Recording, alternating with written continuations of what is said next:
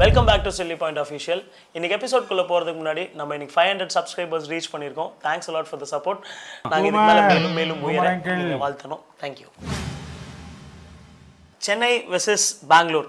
So அந்த match பற்றி தான் we are going to analyze. CSK Bengaluru ரெண்டு பேருமே அவங்க ஃபர்ஸ்ட் மேட்சஸ் ஜெயிச்சிருக்காங்க. சிஎஸ்கேவை விட பெங்களூர் வந்து டேபிளில் ஒரு இது டாப்பில் இருக்காங்க. ஏன்னா வந்து ரன் ரேட் வித்தியாசத்தில் இருக்கானுங்க. பட் என்ன அப்படின்னா ஸ்டக் ஆயிடுச்சா? நெஞ்சமெல்லாம் பொண்ணா இருக்கு தம்பி, மறக்க முடியல. இது ஒரு இமோஷ்னலான ஜர்னி. ஏன்னா மே 18 மறக்க முடியாத நாள். இந்த உலகமே தோனி கிட்ட கை கொடுத்து எல்லாரும் ஷேக் ஹேண்ட்ஸ் பண்ணிக்கணும்னு நினைக்கும் போது அதையும் ஒரு பொருட்டாக மதிக்காமல் நீங்கள் அவ்வளோ செலிப்ரேஷன் பண்ணியிருக்க தேவையில்லை. அதில் என்ன அப்படின்னா நீங்கள் எல்லாருமே அவ்வளோ செலிப்ரேட் பண்ணிங்களே, அடுத்து ஒரு 4 நாளில் என்ன ஆச்சு உங்களோட கதை? ராஜஸ்தான் ராயல்ஸோட முடிஞ்சு. இல்லை, நான் என்ன கேட்குறேன், ஒரு டீம் வந்து வின் பண்ணா செலிப்ரேட் பண்ணக்கூடாதா? பட் எனிவேஸ் இப்போ நடக்க போகிற மேட்ச்சு எப்படி இருந்தாலுமே ரிவெஞ்ச் மேட்ச்னு கிடையாது. ஏன்னா இது இப்போ லாஸ்ட் 5 மேட்சஸ் நீங்கள் பார்த்தோன்னா ஹெட் டு ஹெட் வந்து சென்னை அண்ட் பெங்களூர். 3 மேட்சஸ் சென்னை ஜெயிச்சிருக்காங்க, 2 மேட்ச் பெங்களூர் ஜெயிச்சிருக்காங்க. அது கடைசி மேட்ச் தான் அந்த லாஸ்ட் இம்பார்ட்டண்டான மேட்சாக இருந்தது. சிஎஸ்கே அண்ட் ஆர்சிபியை பொறுத்த மட்டும் ஃபர்ஸ்ட் 2 மேட்ச் ஜெயிச்சதுனால 2 பேருமே பயங்கர கான்ஃபிடென்ட்டாக இருப்பாங்க. அதெல்லாம் தேவையில்லாத கண்டென்ட். நீ புடுங்குறது பூராமே தேவையில்லாதான். ஆமா, இது நம்மளுக்கு இது ரெண்டு பேருமே நம்மளோட இமோஷனல் ரைடுக்குள்ள மட்டும் போயிடுவோமே. நம்மளோட ஃபேன் ஒருத்தர் வெளில வந்தோடனே அவரை போட்டு பயங்கரமா ரகலை பண்ணி கலாச்சு. ஓகே எல்லாரும் சென்னைக்கு வரணும், அடுத்தடுத்த வருஷம் வரும் ஐபிஎல், எல்லாரும் ஞாபகம் வச்சுக்கோங்க. பெங்களூர் பத்தி பார்த்தோம்னா போன வாட்டி இருந்த முக்கியமான ஒரு சில பிளேயர்ஸ்லாம் இந்த வாட்டி இல்லை. ஆக்சுவலா கிளென் மேக்ஸ்வெல் இல்லை, அப்புறம் வந்து ஃபாஃப் டுப்ளசிஸ் இல்லை. என்ன du Plessis? Faf du Plessis. Faf du Plessis அவர் இல்ல. ஒரு 3 வாட்டி ஆகுது. ஆக்சுவலா ஃபாஃப் தான் இத்தனை வருஷம் ஒரு சென்னை ஆடி சிஎஸ்கே ஃபேன் எமோஷனல் மூமெண்ட். சென்னையில அவர் பேர் தெரியாது, டூப்ளசிஸ்லாம் இல்ல, டூப்ளஸ் சொல்லு, டூப்ளஸ்.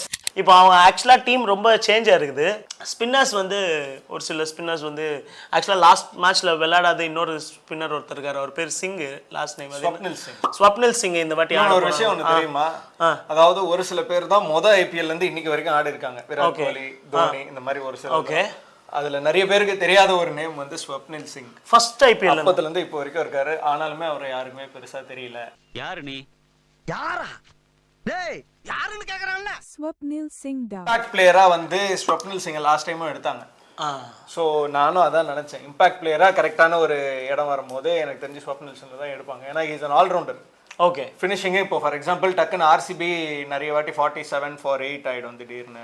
ஸோ அந்த மாதிரி நேரத்தில் ஒரு பேட்ஸ்மேன் எக்ஸ்ட்ரா வேணும்னா ஸ்வப்னில் சிங் எடுத்துப்பாங்க. ஆமாம், அண்ட் போலிங்லேயும் யூஸ்ஃபுல்லாக இருப்பான். ஸ்வப்னில் சிங்கை பொறுத்த வரைக்கும் ஆர்சிபியோட பிளான் அதான் நினைக்கிறேன். இப்போ வந்து 3 பிளேயர் தான் ரிட்டென்ஷன் பண்ணியிருக்காங்க. அவங்க வந்து கோலி, இப்போ ரஜத் பட்டிதார், அப்புறமா வந்து இப்பயும் மறக்குது அவர் பேர், யஷ் தயால். ஏனே புரியல, நம்ம சென்னையில் இருக்கிற நம்ம குட்டிமா மியாவுக்குலாம் வந்து 500K ஃபாலோவர்ஸ் இருக்கிறாங்க இன்ஸ்டாகிராமில், தலைவனுக்கு 400K தான்.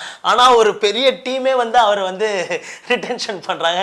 ஆனா தலைவனுக்கு ஃபேன் ஃபாலோயிங்கே இல்ல, அவர் எல்லாத்துலயுமே பெர்ஃபார்ம் பண்றாரு. ஐ அம் ஹிஸ் ஃபேன். எப்படி தோனி விக்கெட் எடுக்கலாம் ஒருத்தர்?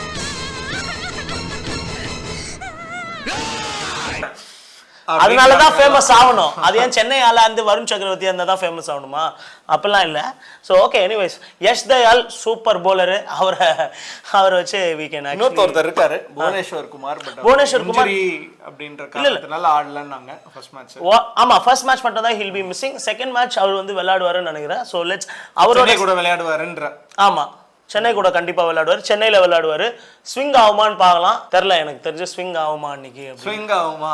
ஆமா, ஏன்னா இப்ப நான் வெளில பால்கனில உட்கார்ந்து தான் சும்மா சில் பண்ணிருந்தேன். அப்போ நீ இப்படி காட்டுறியே, காத்தே இல்ல. பால்கனில காத்து வந்தா உனக்கு கிரவுண்ட்ல காத்தடிக்கணும். அப்போ ஆனா என்ன அப்படின்னா, நம்ம கிட்ட நூர் அகமது இருக்காங்க. நூர் அகமது வந்து போல் பண்ணுறது எனக்கு தெரிஞ்சு ரீட் பண்ணுறது கொஞ்சம் கஷ்டம் தான் நினைக்கிறேன். ஸோ அந்த 18ஆம் தேதி அந்த மேட்ச் முடிஞ்சதுக்கப்புறம் என்ன பண்ணாங்க அப்படின்னா, பயங்கரமாக போட்டு நம்மளோட சென்னை சூப்பர் கிங்ஸ் ஃபேன்ஸ் எல்லாம் அங்கே போட்டு செம்ம ரகலை பண்ணி ஆட்டம் போட்டாங்க. அது தப்பில்லை, ஓகே.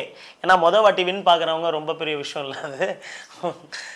ஆமாம், மொதல் வாட்டி அவங்கள இப்போ இன்னும் இம்பார்ட்டண்ட்டான மீம்ஸ் என்ன அப்படின்னா, நம்ம தமிழ்நாட்டில் குருசாமியா யாரு ஆர்சிபி குருசாமி டீமா ஏன்னா 18 வருஷத்துல ஒண்ணுமே அடிக்கலையா மந்திரே இன்னும் ஒரே ஒரு சீசன் தான் ஏன் சிராஜ் 10 சீசன் நம்ம ஜெயிச்சிருவோமா அதெல்லாம் இல்ல இது 18வது சீசனு இதை தோத்தானா நம்ம தான் தோக்கிறதுல குருசாமி இந்த வாட்டி கண்டிப்பா ஃபர்ஸ்ட் மேட்ச் கம்ஃபர்டபுளா வின் பண்ணிடுவோம் எனக்கு தெரியும் இதுல எந்த மாற்றமே கிடையாது மேட்ச் வின் பண்ணிட்டோம் மும்பையோட இல்ல இவங்க கூட ஆடுற ஃபர்ஸ்ட் மேட்ச் 2 மேட்சஸ் ஆடுவோம் இந்த வாட்டி நம்ம சோ 2 வாட்டியும் அடிக்கிறோம் 2 வாட்டி அடிக்கிறோம் ஹெட் டு ஹெட் பார்த்தோம் அப்படின்னா ஒரு 2 வருஷம் கழிச்சு 5 மேட்ச் இருக்கு அப்படின்னா எல்லாமே சிஎஸ்கே தான் ஜெயிச்சிருந்தோம் இது என்ன பிரமாதம் இது விட பெசலைட் ஒண்ணு இருக்கு பயஸ்டா இருக்கீங்கடா சென்னை இப்படி போட்டுக்கோ இதுக்கு மேல நான் இந்த சேனலோட ஹோஸ்டா பேசுறேன் சரியா ஒரு பர்சனல் அட்டாக்கா நீ இதை பாக்குற பர்சனலாவே அவங்க மேல உனக்கு ஒரு காண்டு இருக்கு ஆர்சிபி மேலன்றனால இல்ல ஆர்சிபி அவ்வளோலாம் வந்து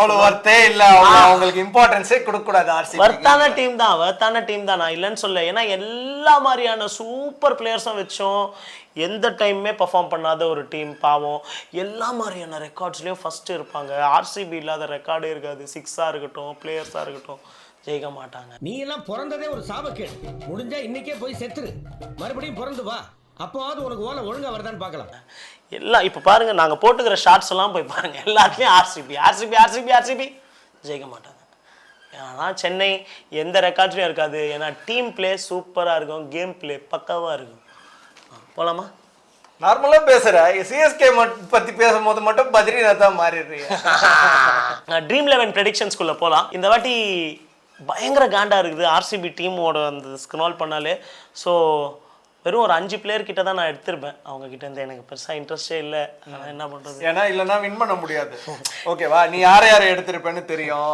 நீ யாரை எடுக்கலன்னு எனக்கு தெரியும் அதை பத்தி நான் வரேன் நம்ம பேசும்போது அதுக்கு வரேன்